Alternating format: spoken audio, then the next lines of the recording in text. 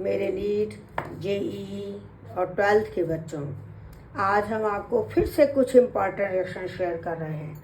देखिए, मेरा उद्देश्य है कि आपका रिएक्शंस का रिवीजन हो जाए, इसलिए मैं आपको बार बार इम्पॉर्टेंट रिएक्शंस करा रही हूँ। एसिटिक एसिड की PCl5 से रिएक्शन का है, OH की जगह Cl आएगा, POCl3 HCl बाहर निकलेंगे। अल्कोहल की PCl5 से रिएक्शन का है, यहाँ भी OH की जगह Cl आएगा, POCl3 HCl बाहर निकलेंगे। SOCl2 से अल्कोहल की रिएक्शन का है तो OH की जगह Cl आएगा, S और O मिलकर SO2 बनेगा, H और Cl मिलकर HCl। ये डार्जन्स रिएक्शन है। अल्काइल क्लोराइड बनाने की बेस्ट मेथड है, वेरी इंपॉर्टेंट है। इसमें SO2 तो गैस है और HCl pyridine से रिएक्शन कर लेती है, जिससे रिएक्शन फॉरवर्ड डायरेक्शन में होती है। इथेन के HCl से रिएक्शन का है तो एक कार्बन पर H पॉजिटिव जुड़ेगा, एक पर Cl माइनस, ये इलेक्ट्रोफिलिक एडिशन रिएक्शन है। प्रोपीन की HCl से रिएक्शन कराएं तो प्रोपीन एसिमेट्रिक एल्कीन है, इसमें मार्कोनिकॉफ रूल के अनुसार रिएक्शन होगी। HCl में Cl पॉजिटिव होता है, OH नेगेटिव होता है, तो मार्कोनिकॉफ रूल के अनुसार OH तो जाएगा सेकंड कार्बन पर क्योंकि यहाँ हाइड्रोजन कम है, और Cl पॉजिटिव जाएगा इस पर। अगर हम प्रोपाइन की इससे रिएक्शन कराएं HClO से तो Cl पॉजिटिव तो किनारे वाले कार्बन पर जाएंगे, OH नेगेटिव बीच वाले कार्बन पे। मैंने आपसे पहले भी कहा था कि अगर एक कार्बन पर एक से ज़्यादा OH हो तो वाटर निकल जाएगा, वो स्टेबल नहीं रहता, वाटर निकाल के ये बनाएगा डाइक्लोरोएसीटोन। प्रोपाइन के HCN से रिएक्शन कराएं, HCN में H पॉजिटिव होता है, Cn नेगेटिव, Cn तो आएगा बीच वाले कार्बन पर, H पॉजिटिव आएगा यहाँ भी मार्कोनिकॉफ रूल लगा है। क्लोरीन से अगर हम प्रोपीन की 500 डिग्री सेंटीग्रेड टेम्परेचर, याद रखना हाई टेम्परेचर पे रिएक्शन करा रहे हैं, तो इधर वाला जो H है वो हट के Cl आएगा, क्योंकि यहाँ से H हटाएंगे तो एलाइल फ्री रेडिकल बनेगा जो ज़्यादा स्टेबल है, तो इस एलाइल पोजीशन पे Cl आएगा, इसको बोलते हैं एलाइल क्लोराइड। और ये एलाइलिक हेलोजिनेशन हुआ, ये एलाइल फ्री रेडिकल ज़्यादा स्टेबल है, ये फ्री रेडिकल मैकेनिज्म से रिएक्शन होती है। प्रोपीन की NBS का मतलब होता है एन ब्रोमोसक्सिनीमाइड, उससे रिएक्शन लगाएंगे तो इस एलाइल पोजीशन पे Br आएगा, एलाइल ब्रोमाइड बनेगा, इसको बोलते हैं एलाइलिक ब्रोमिनेशन। प्रोपीन की ब्रोमीन वाटर से रिएक्शन करें, ध्यान देना, ब्रोमीन वाटर से जब रिएक्शन कराते हैं तो दोनों कार्बन पर Br आएगा, और ये इलेक्ट्रोफिलिक एडिशन रिएक्शन है।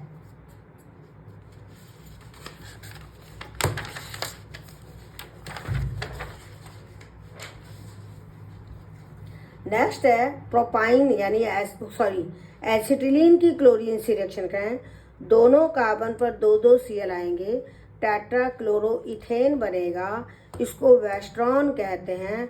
और इसको कैल्शियम हाइड्रोक्साइड साथ हीट करें तो इस ऊपर वाले कार्बन पर से Cl और नीचे वाले पर से H हटा दो, डबल बॉन्ड आ जाएगा, तो इसको बोलते हैं ट्राइक्लोरोइथीन। ये वेस्ट्रासॉल है, ये सॉल्वेंट के रूप में यूज होता है, तो बहुत इंपॉर्टेंट है।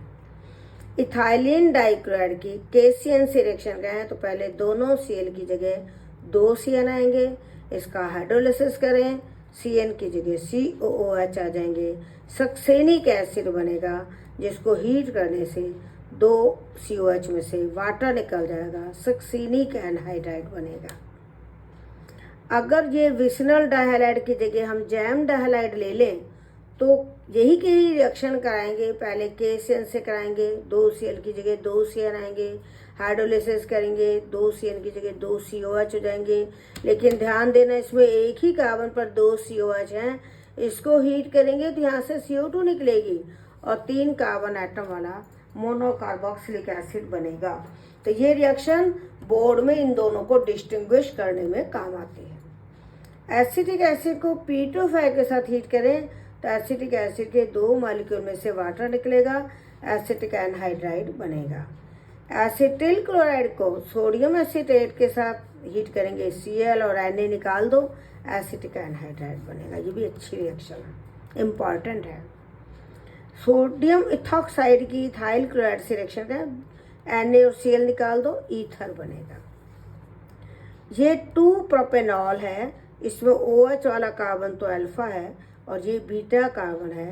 कंसनट्रेट H2SO4 के साथ हीट करेंगे, OH और H निकलेगा, इसको अल्फा बीटा एलिमिनेशन कहते हैं। पानी निकल गया तो एल्कीन बनेगा, डिहाइड्रेशन भी कहते हैं। 2 क्लोरोप्रोपेन के अल्कोहलिक क्यों है, एक्वस क्यों है, ध्यान देना, एक्वस क्यों होता है तो Cl की जगह OH आता है, और अगर अल्कोहलिक क्यों होता तो HCl निकल जाता है। क्लोरोफॉर्म का ऑक्सीडेशन कराएं तो COCl2 फास्जीन बनता है और एक HCl निकल जाता है। तो ये ऑक्सीडेशन हुआ, फास्जीन बना, फास्जीन पॉइजनस है। इसके ऊपर एक क्वेश्चन आता है कि क्लोरोफॉर्म को एनेस्थेटिक के रूप में यूज करना होता है तो कैसे प्रिजर्व करते हैं, तो आप लिखेंगे क्लोरोफॉर्म को प्रिजर्व करने के लिए, इसके ऑक्सीडेशन को रोकने के लिए ब्राउन कलर की बॉटल में मुंह तक भरकर रखते हैं, ताकि भरा हुआ रखने से क्या होगा, लाइट नहीं, ब्राउन कलर की बॉटल में तो लाइट नहीं मिलेगी, भरा हुआ रखोगे तो ऑक्सीजन नहीं मिलेगी, उससे क्या फॉस्जीन नहीं बनेगा, जिससे जो पॉइजनस नहीं होगा, क्योंकि फॉस्जीन पॉइजनस है। इसलिए क्लोरोफॉर्म को स्टोर करने के लिए ब्राउन कलर की बॉटल लेना, पूरा भर के रखना, ताकि ऑक्सीडेशन से फॉस्जीन ना बने। अब प्योर क्लोरोफॉर्म जो होता है उसमें तो कोवलेंट बॉन्ड है, CCl कोवलेंट बॉन्ड है, क्लोराइड आयन होता ही नहीं, तो प्योर क्लोरोफॉर्म तो सिल्वर नाइट्रेट के साथ वाइट प्रेसिपिटेट नहीं देता, जबकि इम्प्योर क्लोरोफॉर्म जिसमें ऑक्सीडेशन से फॉस्जीन और HCl बन गए, वो सिल्वर नाइट्रेट के साथ क्लोराइड आयन की वजह से, HCl की वजह से AgCl का प्रेसिपिटेट देता है। तो ये क्वेश्चन आता है एग्जाम में कि आप पता कैसे करोगे कि इम्प्योर क्लोरोफॉर्म है या प्योर है। एक क्वेश्चन आता है क्लोरोफॉर्म को किस रूप में यूज करते हैं, तो आप लिखोगे एनेस्थेटिक रूप में। एक आता है क्लोरोफॉर्म को प्रिजर्व कैसे करते हैं, ब्राउन कलर की बॉटल में मुंह तक भरकर, थोड़ा सा उसमें इथाइल अल्कोहल भी डाल देते हैं, क्योंकि अगर थोड़ी फॉस्जीन बन भी जाएगी तो वो इथाइल अल्कोहल से रिएक्शन करके डाइथाइल कार्बोनेट बनाएगी, यानी Cl की जगह OCH5 आ जाएगा। तो इस तरह से क्लोरोफॉर्म के ये इम्पॉर्टेंट क्वेश्चंस हैं जो आपको काम आएंगे।